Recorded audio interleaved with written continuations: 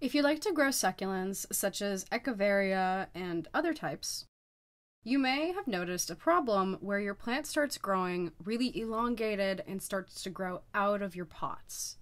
This is a quite common process that occurs during winter months when there's not enough sunlight, or during these cold months. It could be due to overwatering, rotting of the stems or roots, or the succulents are just starting to drop their leaves in order to save themselves.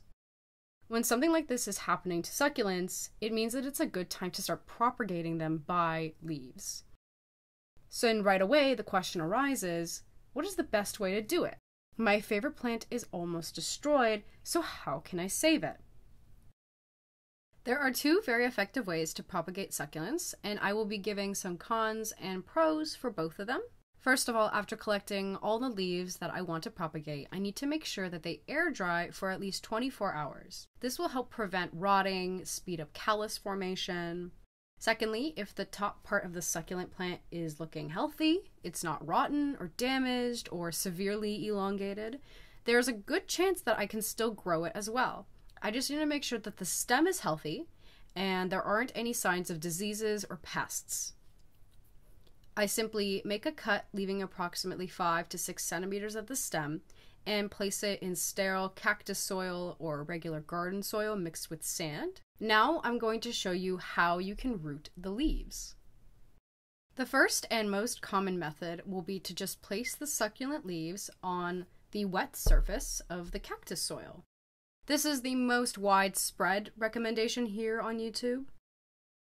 But most of the people who recommend this fail to tell you that a certain level of humidity is required in order for these delicate roots to develop. If I get busy and I forget to water the soil, some of the leaves will lose their turgor from dehydration and will also lose their ability to grow, and this is a very often irreversible process.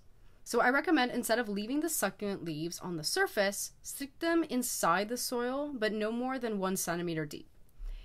Make sure that you mix the soil with enough sand to provide good air circulation and drainage. In this case, even if I forget to water my succulent leaves, they will not dehydrate too quickly. And the good thing about this method is that it's the most simple and lazy method for propagating succulents. They don't require that much attention, and it's really easy even for beginners. I just need to water the pot once every few days, maybe even weeks if the air humidity is high, and the young succulents will appear eventually on the surface of the soil. The bad thing about this method, though, is that I'm not able to see what's going on inside of the soil. Not until I see the new baby succulents appear. I don't know whether they're growing or not.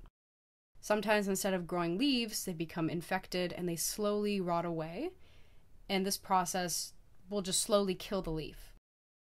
This almost always happens with approximately 30 to 40% of waste if I use this particular method. Another way to root succulent leaves is in water. Here, the main thing I need to remember is that roots develop from stem cells located at the base of the succulent leaf in the presence of air and moisture. So when I use water to get these roots, I need to place the leaves so that they can slightly touch the water's surface, because these tiny roots will develop on the border of the water and the air.